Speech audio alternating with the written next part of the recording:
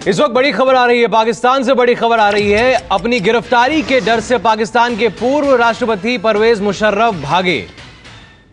Islamabad high court से वो भागे हैं। उनकी बेल याचिका खारिज हुई। खारिज होने के बाद उनकी गिरफ्तारी के आदेश, और जैसे ही आदेश आए परवेज मुशर्रफ कोर्ट परिसर से भागे हैं। अपने पूरे बुलेट प्रूफ कॉन्वॉय को लेकर तुरंत कोर्ट परिसर से वो फरार हो गए। और ये तस्वीरें देख रहे हैं, आदेश के बाद की तस्वीरें हैं। अफरा तफरी मची थी। अचानक अपनी गाड़ी में बैठे, बुलेट प्रूफ बख्तरबंद उनकी गाड़ी, उस गाड़ी में बैठकर वो वहां से फरार हो गए। गिरफ्तारी का डर था क्योंकि इस्लामाबाद हाई कोर्ट ने उनकी बेल याचिका, जमानत याचिका को खारिज कर दिया था, जिसका फायदा उठाया और फायदा उठा के परवेज मुशर्रफ वहां से निकल गए।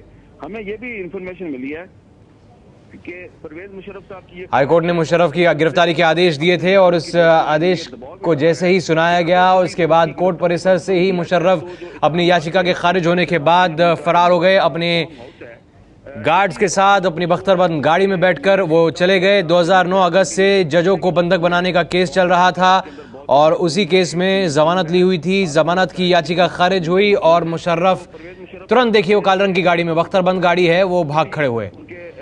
मेरे सहयोगी विजय विद्रोही मेरे साथ जुड़े हैं, उनसे बात करते हैं। विजय, जो इस्लामाबाद हाई कोर्ट का आदेश था, जमानत याचिका खारिज हुई और जानकारी ये है कि याचिका खारिज होने के बाद कोर्ट परिसर से भागे हैं मुशर्रफ।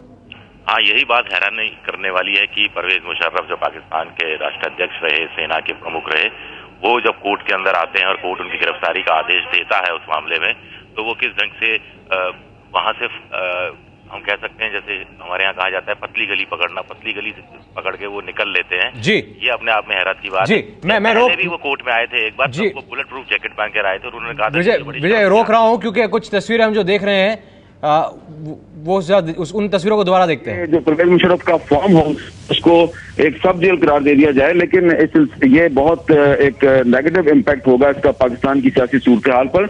और हमारी इंफॉर्मेशन के मुताबिक पाकिस्तान की जो फौजी क़यादत है उसका इस सिलसिले में कोई मौक़िफ़ ऐसा नहीं है कि मुशर्रफ को प्रोटेक्ट किया जाए, गिरफ्तार ना किया जाए। वो कहते हैं कानून सबके लिए बराबर होना चाहिए। अगर पाकिस्तान की अदालतों के हुक्म पर सियासतदान गिरफ्तार हो सकते हैं तो एक साबिक मिलिट्री डिक्टेटर को भी गिरफ्तार होना चाहिए। और अगर मुशर्रफ भी गिरफ्तार होता है तो इससे पाकिस्तानी फौज कोई खराब नहीं होगा, बल्कि इससे फौज का इमेज बढ़ेगा, इमेज बेहतर होगा कि फौज ने एक डिक्टेटर को बचाने के लिए कोई मुदाखलत नहीं की। और मेरा ख्याल है कि फौज की इस वक्त सोच भी यही है कि परवेज मुशर्रफ साहब जो एक मनमानी करके हामिद मीर साहब, जिस तरह अभी आपने अटॉर्नी जनरल इरफान कादिर के बारे में कहा कि उनकी जो लैंग्वेज है उससे ऐसा लगता है कि वो काफी हद तक जिस तरह उनके अपने वकील वहां पर बयान दे रहे हैं वही लैंग्वेज इरफान कादिर की भी नजर आती है। निगरान हुकूमत का आपका यह कहना था कि उनकी तरफ से ऐसा ही लगता है कि एक नरम गोशा रखा गया है। पाकिस्तान पीपल्स पार्टी का आपने बात की, मुस्लिम लीग नून की बात की, अदलिया के अब इन अहकामात की तकमील कौन करेगा? ये जो गिरफ्तारी का हुक्म दिया गया है, ये अहकामात अब पूरे कौन सा इदारा करेगा?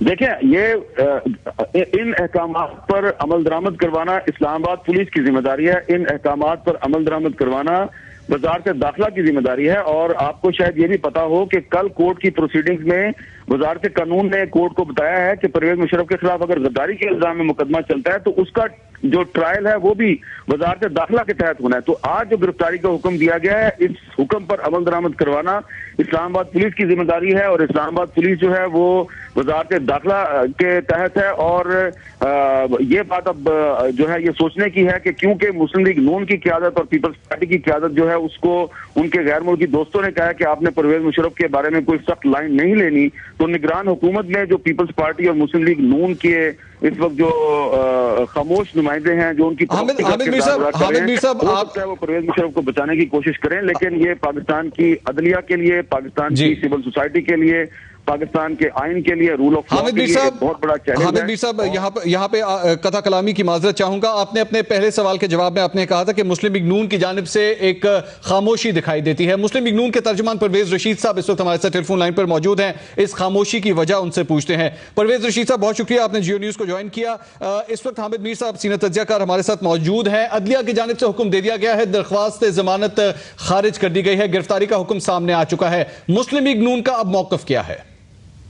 आज का दिन जो परवेज मुशर्रफ को देखना नसीब हुआ है, ये मुमकिन ही नहीं था अगर पाकिस्तान मुस्लिम लीग नून मज़ाहमत करती उस वक्त जब परवेज मुशर्रफ को पार्लियामेंट से इंडेमनिटी दिलवाने की कोशिश की गई थी। और हामिद मीर साहब उस तमाम वाक़े से जाती तौर पर आगाह हैं कि पार्लियामेंट में मौजूद जरदारी साहब की जमात, पार्लियामेंट में मौजूद दूसरी आसफ जरदारी साहब की हलीफ जमातें